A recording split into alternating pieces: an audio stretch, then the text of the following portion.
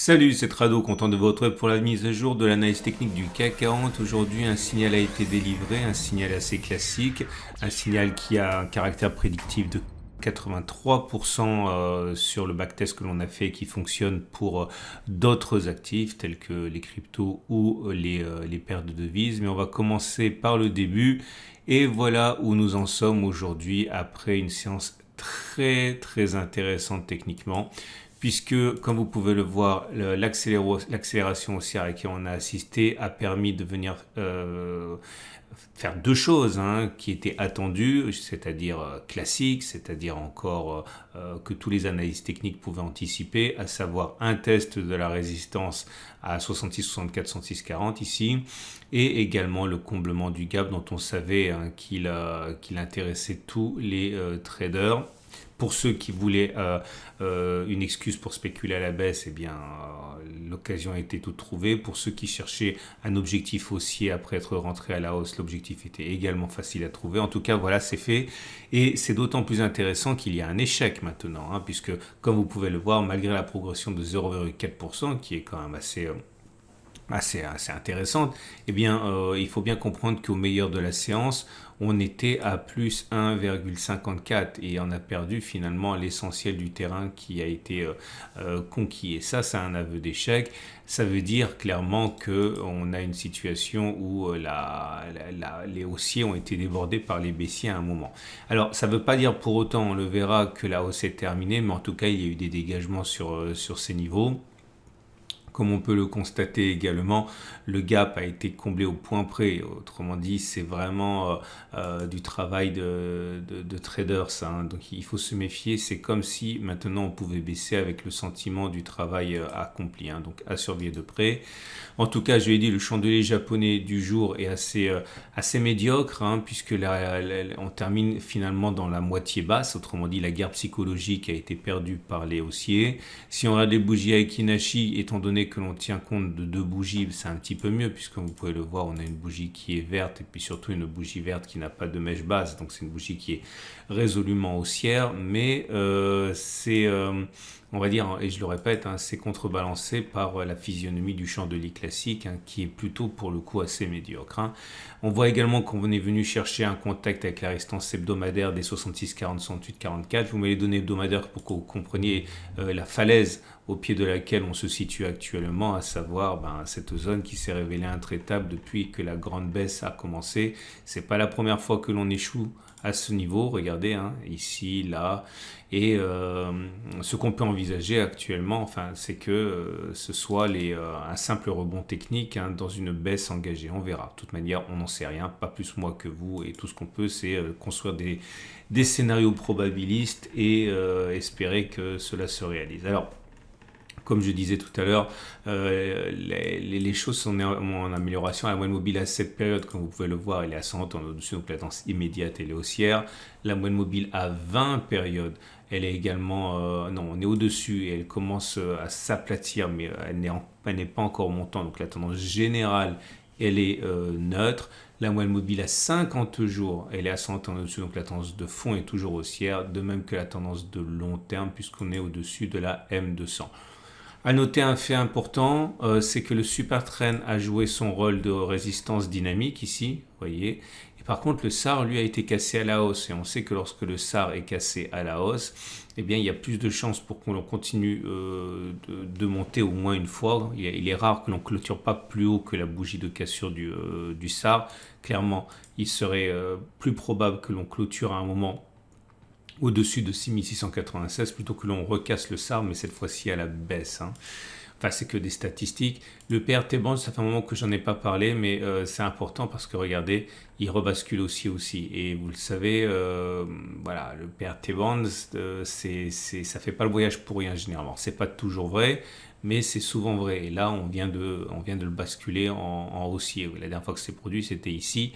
Et comme vous pouvez le voir, au mieux, on a pris jusqu'à 6%. Donc c'est intéressant parce que on pourrait croire de prime abord qu'il ne s'agit que d'un rebond technique, mais il y a des éléments qui se mettent en place et qui militent en fait pour quelque chose qui serait un petit peu plus durable. Alors ça m'amène au au signal que je voulais engager, que je vais vous présenter aujourd'hui. C'est donc le cycle de Schaff. Alors le cycle de Schaff, bon, c'est ce qu'on pourrait appeler un indicateur assez exotique, en ce sens qu'il est très peu utilisé, mais peut-être à tort, on va voir. On va tester la stratégie qui consiste à acheter lorsque on passe en zone d'achat. La zone d'achat, vous voyez, vous avez deux bandes ici, 75 et 25.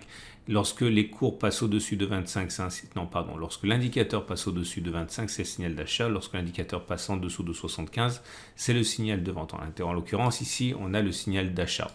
Et je vais vous montrer ce que j'ai testé. Je vais prendre d'abord quelque chose qui a très bien fonctionné. Après, on verra. Voilà, ici. Vous voyez, sur cette bougie-ci, là, eh bien, les cours ont progressé au point de faire sortir le cycle de Schaff de sa zone de survente, autrement dit sur cette bougie-ci. Et vous voyez 3 pouces vers 3 pouces parce que j'ai testé la chose suivante. Si je mets un stop de protection en dessous des plus bas du cycle baissier du cycle de Schaff, donc c'était à moins 80%, on n'est pas venu chercher cette zone. Par contre, on a d'une part été chercher une fois et d'autre part même deux fois cette distance. Regardez, il ne fallait pas faire moins 4,80, on a fait 12,29. Donc il y a 3 pouces verts. Un pour dire qu'on a fait deux fois la distance au stop de protection. Celui-là pour dire qu'on a fait la distance une fois au stop de protection. Et celui-là pour dire qu'on a au moins connu une période de clôture au-dessus du signal. Et en fait, il y en a eu plusieurs, mais au moins une. Et là, comme vous pouvez le voir, je vais prendre cet exemple-là. Je vais prendre celui-là, voilà, c'est plus clair. Là, vous avez un pouce vert et deux pouces rouges parce que le signal a été donné sur cette bougie, ici, là. Alors, est-ce que l'on a, en mettant un stop de protection en dessous de cette zone-là, vous voyez, est-ce qu'on a eu au moins une clôture au-dessus? On a eu plusieurs clôtures au-dessus de cette bougie-ci avant de venir chercher le stop de protection. Par contre, on n'a pas réussi à faire ni une fois, ni deux fois la distance au stop de protection, puisque si on mesure, voyez, on est rentré sur cette bougie-ci, là, le stop de protection, il est à 9,63, on n'a pas fait 9,63, on a fait 7,21 au mieux.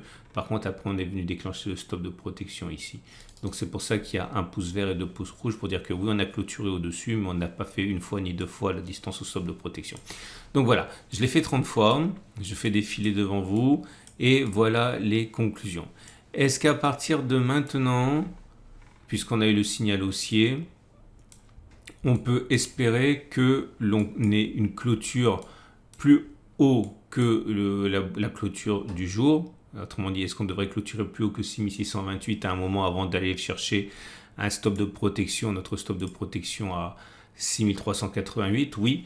Le caractère prédictif, il est de 83% puisque ça a fonctionné 25 fois, ça a échoué 5 fois seulement, donc 80% de succès, 17% d'échec.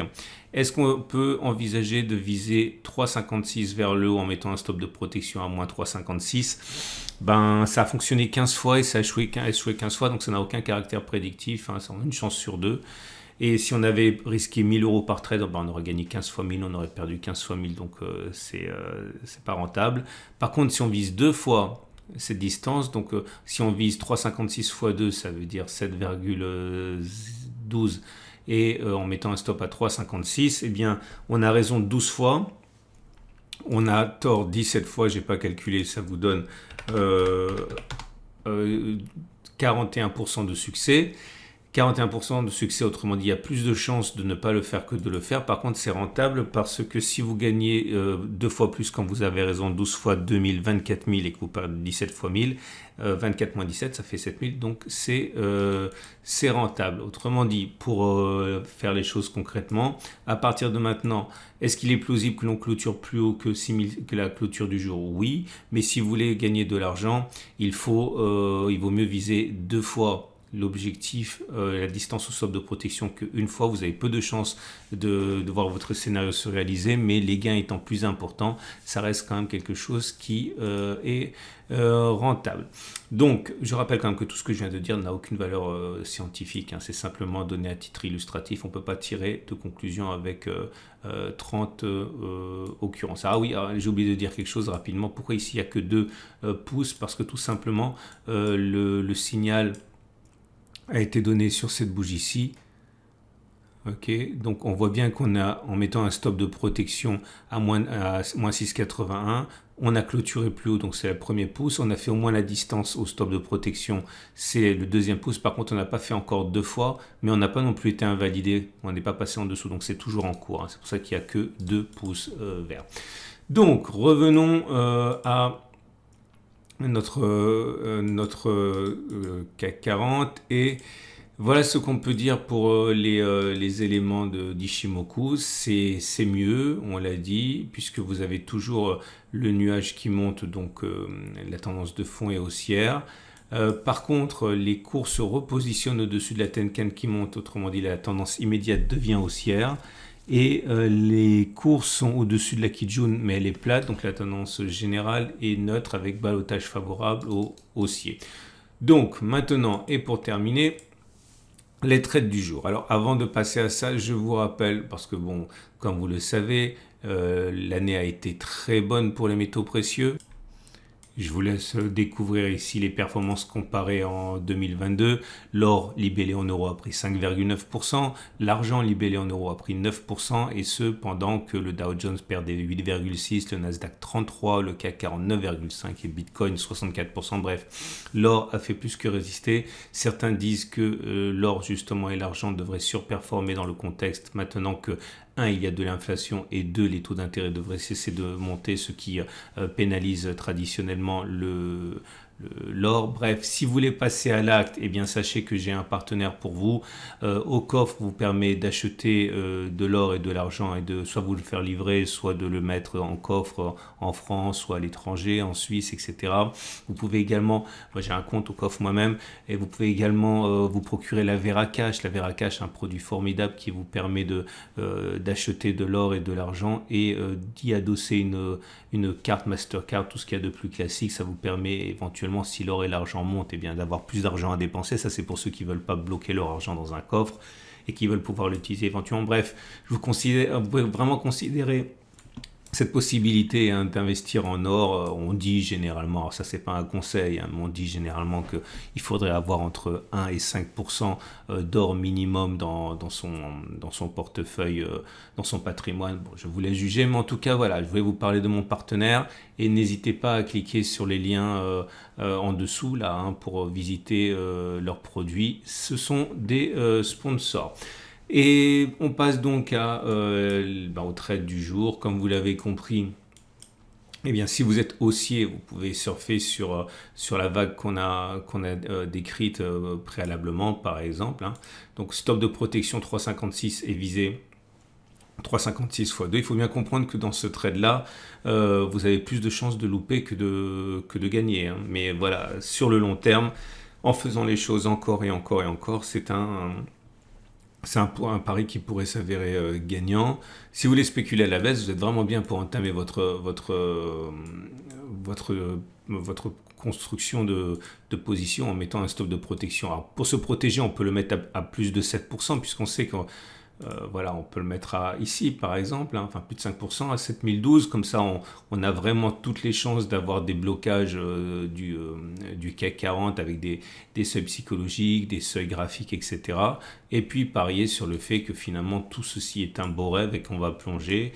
Et l'idée c'est que on peut commencer à construire sa position dès maintenant. À titre personnel, ce que je vais faire, je vais être un petit peu gourmand, je vais attendre que demain on remonte. Je vais essayer, j'avais pas prévu de le faire, sinon je l'aurais fait aujourd'hui. Je prends pas les trades en public si je vous ai pas dit que je les ferai la veille, parce que sinon ça n'a aucun intérêt pédagogique.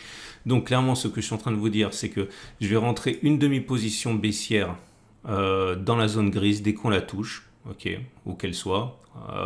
Et je vais prendre ma deuxième position. Non, pardon, je raconte n'importe quoi. C'est une première position, mais c'est pas une demi-position, c'est un demi-risque, ok, dans la zone grise. Je vais faire le même pari que la dernière fois, à savoir que ça va venir, ça va déborder la zone grise avant d'éventuellement replonger.